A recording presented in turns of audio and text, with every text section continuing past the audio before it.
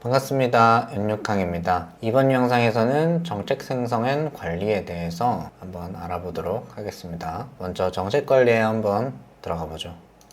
여기서 이제 더망고의 핵심적인 기능, 이제 정책 세팅이죠. 이거를 할 수 있는데, 기본적으로 이제 정책은 한 사업자당 하나의 정책을 만들어 주시면 됩니다. 이거는 철칙이에요. 다른 카테고리, 다른 쇼핑몰 이런 거 소싱 하신다고 정책을 여러 개 만드시면 안 됩니다. 하나만 만드는 거예요. 사업자당 하나. 그게 가장 망고를 효율적으로 사용하는 거예요. 정책을 이제 설정하실 때 맨 먼저 마진을 설정하게 되어 있는데요. 이건 이제 전부 다 마진에 관한 건데 숫자가 좀 많죠. 그래서 조금 어렵게 생각하실 수도 있는데 알고 보면 쉽습니다. 하나하나 설명을 해드릴게요. 국제운송료 말 그대로 국제운송료죠. 근데 저는 이걸 사용하지 않아요. 이거 대신에 별도 추가 요금에서 기본적인 마진을 조금 챙기고 나중에 정책 적용 안에서 설정을 합니다. 그거는 다음 영상에 알아보도록 하고요. 마진율은 기본적으로 이제 미국 구매된 기준으로 한 25% 정도 놔두시면 됩니다. 이제 마진율이 아마존 기준으로 25%, 30%이 정도 놔두시면 되고, 중국 같은 경우에는 조금 더 높게 해놓으시면 돼요. 그리고 별도 추가 요금, 이것도 마찬가지로 미국 같은 경우에는 한 10,000원 정도, 중국 같은 경우에는 뭐 한 3,000~4,000원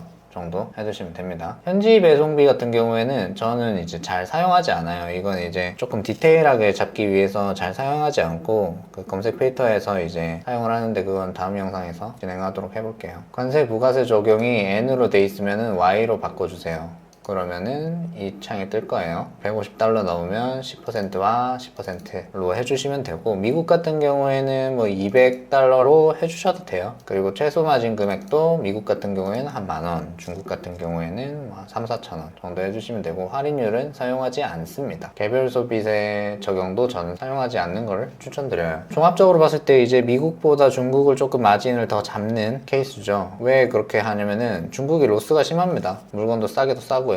그래서 좀 많이 잡는데, 저 같은 경우에는 중국 구매 대행을 진행하지 않고 있어요. 그래서 미국 구매 대행은 이렇게 그냥 따라만 하시면 돼요. 이거는 최소한으로 잡은 거지, 이거보다 낮추시면은 조금 힘드실 수 있어요. 밑에 보시면 마켓 정책 설정이 있는데, 어떤 마켓에 어떤 아이디를 보낼지 체크를 하는 거예요. 여기서 보시면 G마켓 이런 아이디가 있고, 글로벌 판매자 면세인지 과세인지, 해외 직구 같은 경우에는 면세로 해주시면 되고, G마켓 수수료는 저는 한 20% 정도 잡는 편이고, 발송 정책도 이제 일주일로 잡으셔야 됩니다. 택배사 마찬가지로 그냥 뭐 아무거나 해주시면 돼요. 배송비 정책은 무료로 해주시는 게 좋고, 수라지는 해외 배대지 주소를 해주시면 되고, 배송비는 한 30,000원 정도, 이 정도 하시면 돼요. G마켓 같은 경우에는 공통적인 부분에 대해서는 다 이제 공통적으로 적용을 해주시면 되고, 뭐 쿠팡 같은 경우에 한번 보죠. 쿠팡 같은 경우에 이제 다른 쇼핑몰이랑 다른 점이 뭐냐면 배송비 정책이 좀 까다로워요. 그렇기 때문에 초도반품 배송비를 15,000원 또는 20,000원 정도 해두시면은 거의 모든 상품에 적용이 되기 때문에 한 15,000원이나 20,000원 정도 해주시면 되고, 출고일 같은 경우에는 모든 샵이 한 7일 정도 해주시면 되겠습니다. 그러면 이제 마진이나 마켓 정책 설정에 대해서는 끝난 건데요. 우리가 이제 더망고를 처음 시작할 때 기본 설정이라는 정책이 만들어져 있을 거예요. 여기 이제 마켓 정책 설정 체크가 되어 있는 게 있으면 다 빼주세요. 어떠한 경우에도 기본 설정으로 상품이 업로드가 안 되게끔 그렇게 진행을 하셔야 돼요. 왜 그러냐면은 상품을 우리가 이제 소집을 하고 정책 설정을 할 때 거기서 약간씩 조금씩 오류가 생기는 상품들이 있습니다. 필터에서 벗어나가지고 정책 설정이 안 되는 그런 상품들이 있는데, 그런 상품들이 이제 기본 설정으로 들어가게 되거든요. 그러면은 기본 설정으로 업로드가 돼요. 그렇기 때문에 상품이 되게 정리가 안 된다, 좀 약간 오류가 생긴다, 놓치고 있는 부분이 생길 수도 있다. 그렇기 때문에 기본 설정은 비워두시는 게 좋습니다. 정책 생성하실 때 마진을 하나 만들고 복사 등록하시면서 하시면 편하게 하실 수 있어요. 상세 페이지 템플릿, 상품명 관리가 있죠. 조금 이제 여기서부터 조금 복잡해지죠. 정책이라는 것은 제가 이제 한 사업자당 하나를 만들려고 했는데, 정책이라는 것은 상품을 올릴 때 규칙을 정하는 거예요. 규칙을. 우리는 이 정책에 있어서 규칙을 정했죠. 마진을 어떻게 할 것인지, 그리고 어떤 오픈마켓 아이디로 올릴 것인지, 여기서 이제 한 사업자로 올리겠다라는 거를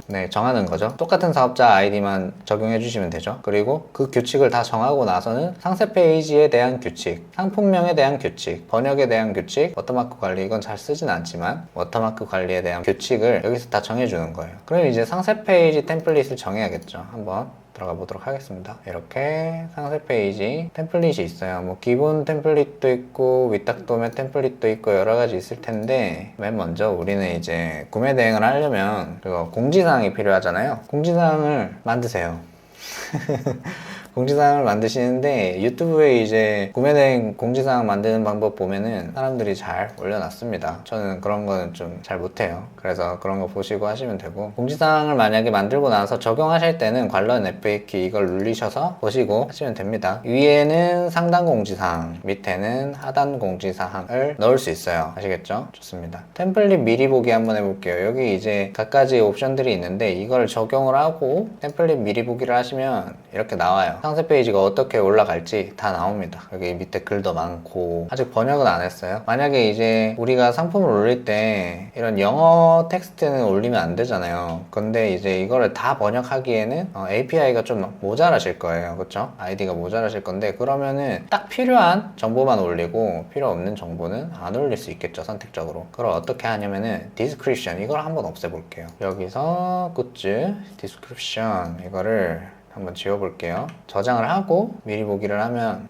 그렇죠, 아까 있었던 디스크리션이 사라졌죠? 이런 식으로 조정해 주시면 돼요. 하다가 내가 막 이상한 걸 막 지워버렸어요. 막 이렇게 돼버렸어요. 그리고 저장을 해버렸네요? 어이구, 이거 어떡합니까? 템플릿 미리 보기 하니까 개판이 돼 있죠. 실수를 했다 하시면 기본 템플릿 복원하기 하고 다시 내가 원하는 부분을 지워주시면 됩니다. 더 방법과 좋은 점이 뭐냐면은 동영상까지 끌고 와요. 동영상이 있으면 여기 이제 이미지 보여주기 설정이 있는데, 뭐 이런 것들 좀 조정하면서 한번 해보시면은 좋아요. 해외 구매 대행 같은 경우에는 딱 이렇게 올려주시면 됩니다. 더망고로 국내를 하는 걸 추천하지 않아요. 해외 구매 대행만 추천드립니다. 그래서 이렇게 올리시면 되고, 이것도 기본 값인데 이걸 조금씩 변형시키면서 템플릿 미리 보기를 하시면서 이렇게 하시면 되겠죠. 그리고 다시 정책 관리로 돌아가 볼게요. 정책 관리로 돌아가서 제일 밑에 보시면은 상품명 관리가 있는데, 상품명 관리 한번 들어가 볼게요. 상품명 관리랑 상세 페이지 템플릿 관리, 이거는 아까 제가 클릭한 곳에서도 들어갈 수 있고 여기서도 들어갈 수 있어요. 일단 상품명 치환 정책에 대해서 한번 볼게요. 정책이라는 건 규칙이라고 했습니다. 규칙, 그쵸? 상품명을 치환하는 규칙이다. 그러니까 치환이라는 것은 이제 단어를 바꾸거나 이러는 겁니다. 근데 이제 제가 여기 다 비워놨죠. 이거 변경 후 문자열 이 글씨를 쓴 게 아니라 다 비워놓은 건데, 비워놓으면은 이걸 빼겠다는 거예요. 왼쪽 거를 여기 빼겠다는 거예요. 만약에 안육항이라는 글자를 빼겠다 그러면은 이 상태에서 그냥 아무것도 입력하지 않고 저장을 하면은 안육항이라는 단어를 뺍니다. 그리고 단어를 바꿀 때는 앵육항,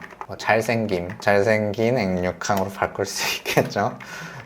그죠? 그죠? 맞죠? 네, 맞습니다. 앵육항을 잘생긴 앵육항으로 바꿀 수 있습니다. 이런 단어들도 마찬가지로 이렇게 바꿀 수 있고요. 특수문자는 이제 마침표 빼고는 다 여기에 넣어주시는 게 좋아요. 이런 식으로 넣어주시는 게 좋고, 그리고 상품명, 중복 단어 필터링은 반드시 체크를 하시고요. 저 같은 경우에는 딱 이렇게 상품명만 사용합니다. 조합 정책은. 그리고 밑에는 옵션명 치환 정책이 있는데, 사실 옵션명은 저는 크게 다루진 않아요. 그냥 그대로 씁니다. 비워져 있는 상태로.